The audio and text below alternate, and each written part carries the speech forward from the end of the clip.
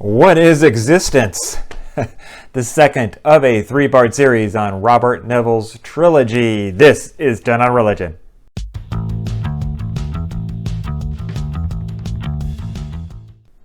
Hey peeps, it's Dr. B with TenOnReligion. This video is closed captioned here on YouTube, and the transcript is available at TenOnReligion.com. Welcome to a continuation of the previous vlog. Bob Neville published a 3-volume series on philosophical theology, which isn't really as much about theology as it is about explaining religion. You really have to be interested in analyzing religion at a very high level. I mean a big picture view. It's very complicated stuff for most regular folks. I'm talking, again, shoulder deep in the weeds. But like the last episode, we're going to try and hit some highlights here and break this down. But there's a lot of stuff. Last time we talked about the first volume titled Ultimates. This episode will be on the second volume titled Existence, and the next episode will be on the last volume titled Religion. As I mentioned in the previous episode, all 3 books in Neville's series have the exact same structure. Following an introduction to the book, they all have 4 parts, and each part has 4 chapters, so each book has exactly 16 chapters. The 4 parts of existence are ultimate boundary conditions, predicaments and deliverances, ecstatic fulfillments, and engagement and participation. I found the 3rd section, ecstatic fulfillments, to be the most interesting part of this particular book. In this second volume, he is making a double claim. First, the human condition has something wrong with it. Some form of perfection has been lost. And second, part of religion's job is to fix it. We'll unpack that a little more as we move on. He maps a main focus of the human predicament onto the 3 geographical categories explained in the first volume. For West Asian traditions, the main concern is disobedience. For South Asian traditions, defects of consciousness, which is primarily illusion or delusion. And for East Asian traditions, it is disharmony that frustrates emergence. His initial definition of religion is based on the concept of ultimacy. Religion is human engagement of ultimacy expressed in cognitive articulations, existential responses to ultimacy that give ultimate definition to the individual and community, and patterns of life and ritual in the face of ultimacy. So again, what's up with all of this ultimacy? Bruh. There are 5 ultimate realities that all humans share. 1, ontological, meaning it has to do with our very being, and 4 cosmological ultimates, meaning after we have existence, then what? These were all mentioned in the last episode. The categories of the religions, as well as the categories of ultimate realities, is how the story is told across all 3 books. In this second volume, he also maps 5 dimensions of the human predicament onto his 5 ultimates. 1, affirmation and negation to map to the ontological, and 4 others to map onto the cosmological. 2, obligation and guilt. 3, grounded wholeness and disintegration. 4, engagement and estrangement. 5, achievement and destruction. Behind all the cosmological predicaments is the ontological predicament of death. Behind all the cosmological paths to ecstatic fulfillment is the ontological significance of life. These are all articulated through the symbol systems, of which Neville refers to as sacred canopies, basically religions, which help us cope with death and give us life in this present world. The first part, ultimate boundary conditions. We have obligations that we feel in 4 areas: moral, social, personal, and natural. These sometimes can and do come into conflict with each other. For instance, one can feel a social obligation to fight in a war, but at the same time feel like the war is morally wrong. This is the story of the Hindu epic, the Bhagavad Gita. The components for these obligations come from a mythos, a set of stories or narratives which can be religious or in some way provide an understanding of what wholeness is, often in symbolic form. Our own location defines the conditions for engaging in any particular version of wholeness in reference to a harmony. A harmony here means with other people, a community, oneself, or the environment around us. The trouble is we are subjective, but only have access to everything and everyone else as an object. Thus, we objectifies others and often dehumanize them by grouping them into stereotypes. The challenge is to understand all of the others are subjects just like us. This is why Neville talks a lot about value identity in relationship to belonging. One feels valued in a religious community as well as in relation to an ultimate reality like Allah, God, heaven, the Tao, or Brahman. Then in the second part of the book, Predicaments and Deliverances, he talks about guilt and justification. The failure of fulfilling what we perceive to be obligations creates a feeling of brokenness. Deliverances of moral and social guilt arising from broken obligations comes through redemption and restoration. Sacrifice and purification are frequently used symbols for this. It is no surprise that the plots of many novels, films, and other productions have redemption or restorative themes in these because they've been common experiences in religions for millennia. But sometimes the things that lead us towards restoration are forgotten and people become alienated from them. One must become centered to recapture what was lost. This might include physical or emotional healing, a dose of humility to cure arrogance, or finding comfort in a time of suffering. Some traditions use the language of enlightenment to find one's true self.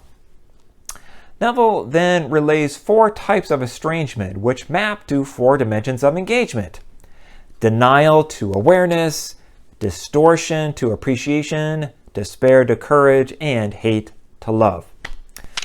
The third part, ecstatic fulfillments, was my favorite part of the second volume in the series. The 4 chapters in this part are about time, specifically narrative, eternity, love, and freedom.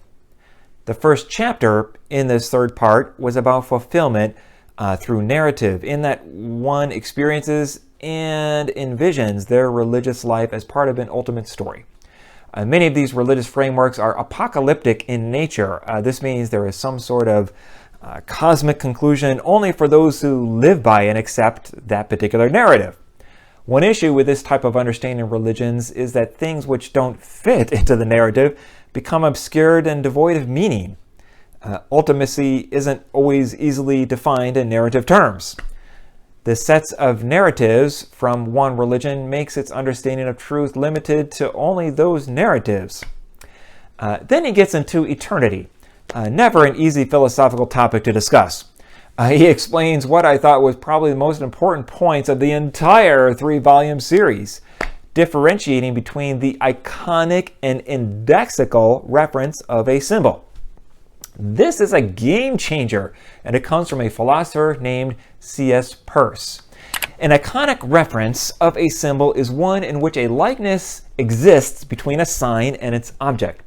An indexical reference is one in which a causal relation is established between a sign and its object, such that the interpreter, seeing the sign, picks up on something important in the object. Why is this such an important distinction?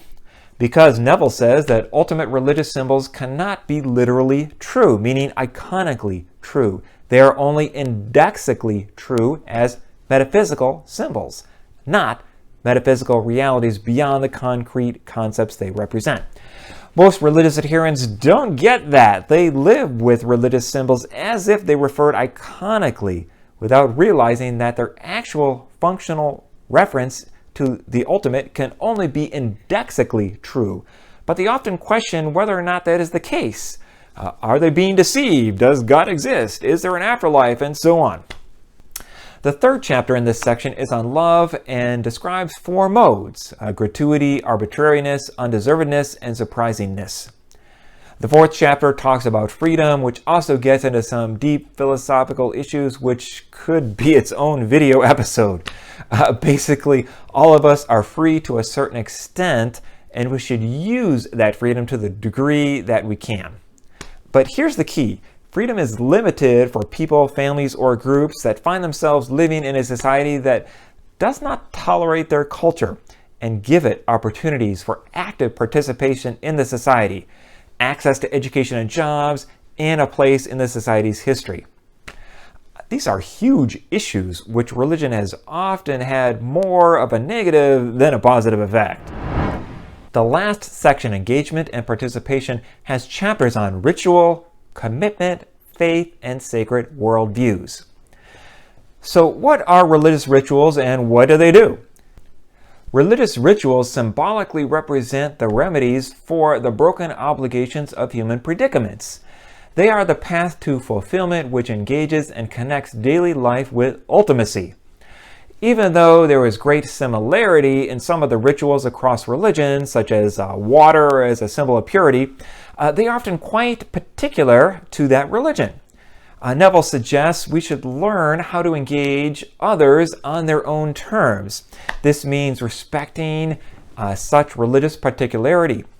Concerns for other people include the concern that they find salvations appropriate for their versions of the human predicaments. This means that one cannot rest in matters of ultimate salvation with the achievement of religious depth in one's own particular ritualized community in order to properly be aware of, appreciate, and love other people.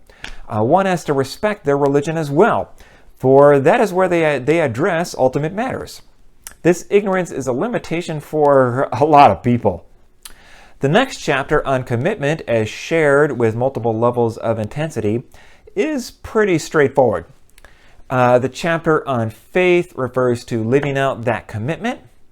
The last chapter on sacred worldviews also has some very rich points about religion. Again, Neville refers to religious worldviews as sacred canopies.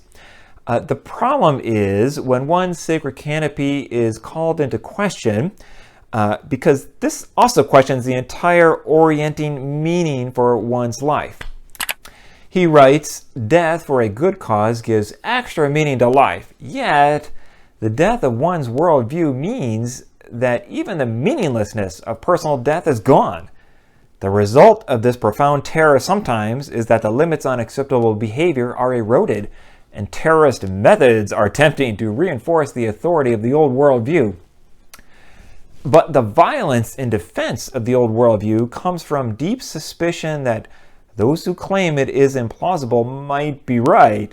If one were thoroughly confident in one's worldview, there would be no anxiety about its being under attack. Ours, however, is a time of deep anxiety about certain conservative religious worldviews that pushes communities that find meaning in them to extremes of verbal, social, and physical violence, especially in Christian and Muslim communities, although not only there." Dude, if one were thoroughly confident in one's worldview, there would be no anxiety about its being under attack? Wow, what a statement. People feel the authority of their sacred worldviews are put into jeopardy when they start to recognize that they are contingent, specifically a partially adequate and partially inadequate symbolization of the human predicament. Neville's book series is super deep and not really for everyone, but when you're able to see what's really in them, it's a great philosophical description of religion. The next episode, we're going to plunge into the third and final book, Religion. That's it for today. I hope this vlog has helped you better understand this topic. Until next time, stay curious. If you enjoyed this, please like this video and subscribe to the channel. This is TenOnReligion.